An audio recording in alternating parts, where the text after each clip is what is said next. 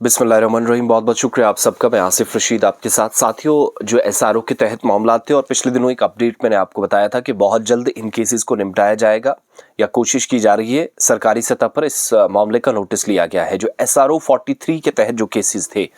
Compassionate appointments जो होती हैं, तकर्रियाँ जो हमदर्दाना बुनियादों पर होती हैं, यानी कोई सरकारी मुलाजिम दौरान मुलाजमत इस दुनिया से चल जाता है, इंतकाल हो जाता है, नेक्स्ट ऑफ किन को, आगे उसके बच्चों को, उसकी अहलिया अगर है या उसका बेटा है, बेटी है, कोई भी पढ़ा लिखा है, तो उसको हमदर्दाना बुनियाद पर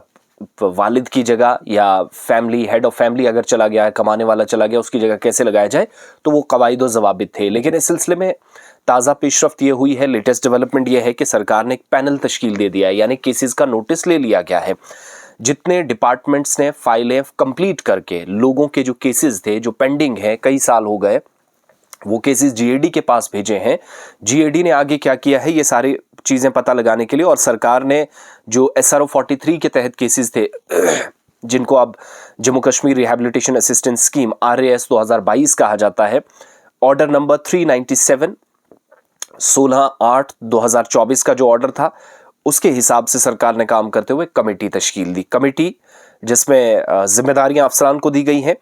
कि जितने भी केसेस थे या माली मुआवनत, जो जिन लोगों को मुआवजा दिया जाना था, जिनके साथ वादा किया गया है वो, और जिन लोगों की कंपैशनेट अपॉइंटमेंट्स होनी है और अभी तक नहीं हुई, ये दोनों चीज़ें यानी माली मुआवजा भी और तकर्रियाँ भी जिनकी अभी तक नहीं हुई हैं, ये अफसरान क्या करेंगे, जो कमेटी में रखे गए हैं, जनरल एडमिनिस्ट्रेशन डिपार्टमेंट के जितने भी केसेस हैं जो मुख्तलिफ डिपार्टमेंट्स के ने जीएडी को रेफर किया, उनको एसेस करेंगे और फौरी तौर पर रिहैबिलिटेशन असिस्टेंस स्कीम 2022 के तहत माली मुआवजा और जिनकी तकर्रियाँ होनी, जिनको नौकरियां दी जानी है, वो दी जाएंगी। अब कमेटी में चेयरमैन बनाया गया, स्पेशल सेक्रेटरी, एडिशनल सेक्रेटरी जो सरकार के हैं, जनरल एडमिनिस्ट्रेशन डिपार्टमेंट के, जो Jammu Kashmir rehabilitation assistance scheme के साथ डील करते हैं, इनको चेयरमैन बनाया गया और नोडल ऑफिसर भी हैं। इसके अलावा 3 मेंबर इस कमेटी में रखे गए हैं चेयरमैन के अलावा, यानी टोटल 4 मेंबर्स का ये पैनल। एक चेयरमैन वही नोडल ऑफिसर है, और जो मेंबर हैं उनमें डिप्टी सेक्रेटरी सरकार के जनरल एडमिनिस्ट्रेशन डिपार्टमेंट के, जो जम्मू कश्मीर रिहैबिलिटेशन असिस्टेंस यानी इसी स्कीम के साथ डील करते हैं, ये मेंबर हैं। अंडर सेक्रेटरी सरकार के जनरल एडमिनिस्ट्रेशन डिपार्टमेंट के, जो इसी स्कीम यानी Jammu Kashmir rehabilitation assistance scheme के साथ डील करते हैं। और तीसरा मेंबर जो है वो रिप्रेजेंटेटिव्स होंगे फाइनेंस सेक्शन के। जो जनरल एडमिनिस्ट्रेशन डिपार्टमेंट है, जीएडी है,